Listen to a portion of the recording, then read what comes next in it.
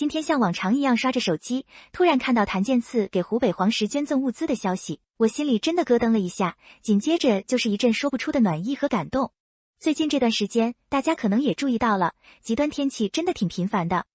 看新闻里湖北那边，特别是黄石市，遭遇了挺严重的风暴灾害。虽然人不在当地，但隔着屏幕，看着那些被风雨摧残的街道和房屋，总能深切地感受到那种风雨过后的狼藉和不易。不知道大家有没有这种感觉，每次看到这种自然灾害的新闻，心里总会有一种深深的无力感。想象一下，在泥泞的道路上，在深夜的冷雨中，那些抢险救灾的一线人员有多么不容易。他们可能连一口热乎饭都吃不上，还要顶着极度的疲惫，去清理倒伏的树木，疏通堵塞的下水道，抢修受损的电路。而当地的普通老百姓也在努力收拾着被风雨打乱的生活，那种对恢复正常日子的期盼，真的让人很揪心。就在这个时候，我看到了那条让人安心的消息，谭健次和携手明天联合 Mike 谭健次 JCT 等艺人共同捐赠的第22批救灾物资已经发车，正源源不断地运往黄石市，全力驰援当地的风雹灾害救援和灾后重建工作。说心里话，看到第22批这个数字的时候，我真的很触动。这不是一时兴起的作秀，也不是为了发个通稿、上个热搜而做的表面功夫，而是一种长久的、默默的坚持。而且，我特别想夸一夸这次捐赠物资的精准度。新闻里没有用那种泛泛而谈的一批物资来糊弄，而是明明白白的写了，这些物资将主要为一线人员提供照明与防护装备，保障雨天和夜间作业，同时也会全力支撑受灾地区道路清淤排障、户外工作用电等需求，切实保障受灾群众过渡期的生活所需。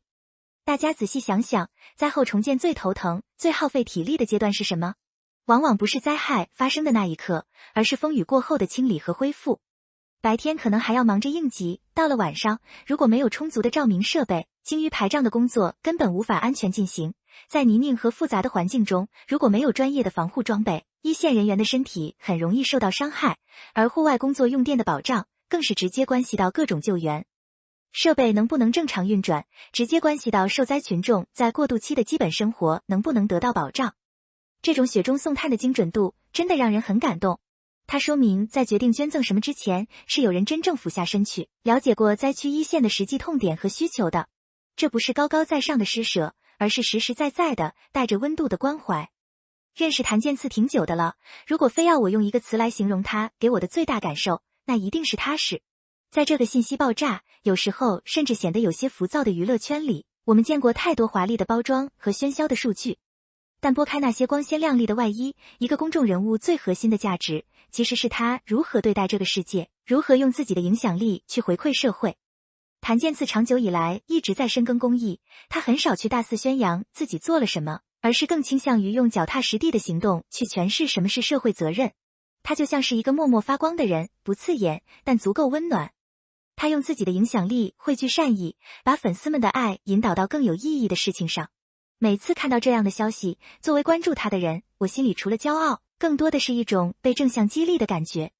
其实，一个好的偶像，他的意义绝不仅仅是在舞台上闪闪发光，或者在荧幕里塑造几个好看的角色。更重要的是，他能成为一种精神力量的投射。当他展现出善良、责任感和对弱势群体的共情时，这种力量是会传染的。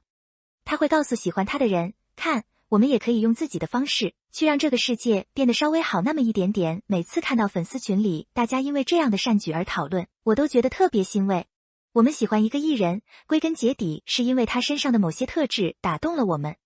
谭健次身上那种不张扬却有力量的温柔，真的在潜移默化地影响着很多人。很多粉丝也会因为他的举动，自发地去参与各种公益活动，哪怕是去流浪动物救助站做义工，或者在网络上为灾区转发一条求助信息。这种正向的循环，难道不是追星最美好的样子吗？哪怕只是微光，汇聚起来，也能成为驱散寒冷的暖流。说到家园，家对每个人来说，都是最柔软的软肋，也是最坚强的铠甲。黄石的朋友们，看着自己熟悉的街道变得泥泞，看着赖以生活的房屋受损，那种心痛是旁人难以完全体会的。但请相信，风雨再大，也总会过去。当第一缕阳光重新照在清理干净的街道上，当夜晚的灯光再次在窗户里亮起，那就是生活重新焕发活力的标志。而谭健次和所有爱心人士捐赠的这些照明设备、防护物资，就是加速这个过程的一份实实在在的力量。它们不仅仅是冷冰冰的物品，更是远方传来的一句别怕。我们在这次驰援湖北风雹灾害，就是这种微光汇聚的最好体现。谭健次和所有参与这次捐赠的爱心人士、工作人员一起，与黄石的民众站在了同一条战线上。他们在用实际行动告诉灾区的朋友们，你们不是一个人在战斗，有很多双看不见的手正在和你们一起努力拨开风雨，重建家园。写到这里，我心里其实有很多祝福想送给黄石的朋友们。灾难无情，但人间有爱。清理淤泥的路可能很泥泞，恢复电力的过程可能很漫长，但请相信，所有的困难都是暂时的。